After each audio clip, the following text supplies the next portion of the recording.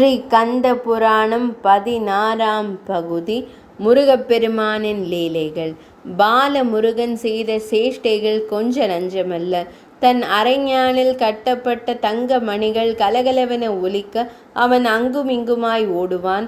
6 தலைகளிலும் குட்டி குட்டியாய் அணிந்திருந்த கிரீடங்கள் ஒளி எங்கும் பிரகாசிக்க அந்த ஒளியை தேவர்களின் கண்கள் கூசும்படி அங்குமிங்கும் திருப்பி விளையாட்டு காட்டுவான்.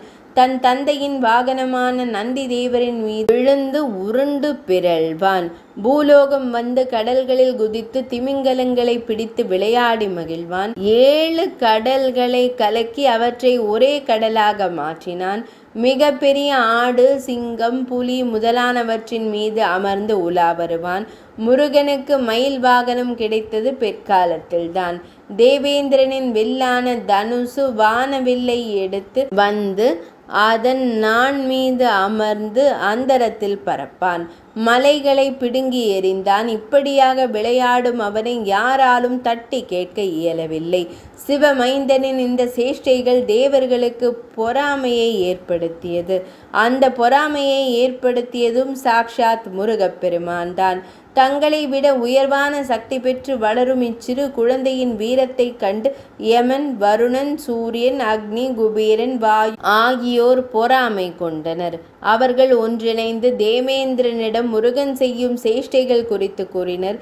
தேவேந்திரனே, சூரனை அழிக்க பிறந்ததாக கூறப்படும் முருகன் அதற்குரிய பயிற்சியை எடுக்காமல் நம்மால் படைக்கப்பட்ட பொருள்களை அழித்து கொண்டிருக்கிறான். நான் 7 கடல்களுடன் விசாலமாக விளங்கினேன். என் பொருள்களை ஒன்றாக்கிவிட்டான். கடலுக்குள் கிடக்கும் முதலைகளை பிடித்து பூஜை செய்கிறான். இப்படி வந்த வேலையை விட்டுவிட்டு இருப்பவற்றை நாசமாக்கத்தான் இவன் பிறந்தானா என்றான் வருணன். யமன் ஓடோடி வந்தான். இந்திராதி தேவரே, தங்கள் அடிமையான என்னிடம் உயிர்களை அழிக்கும் சக்தி கொடுத்துள்ளீர்கள். இவனோ உலக உயிர்களை தானே அழிக்கிறான். அப்படியானால் எனக்கென்ன மரியாதை இருக்கிறது? என் பெருமையை காப்பாற்றி கொள்ள வேண்டுமானால் நீங்கள்தான் அதற்குரிய ஏற்பாட்டை செய்ய வேண்டும் என்றான்.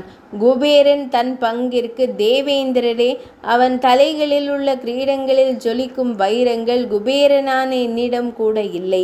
அவன் என்னை விட செல்வந்தனாக இருக்கிறான்.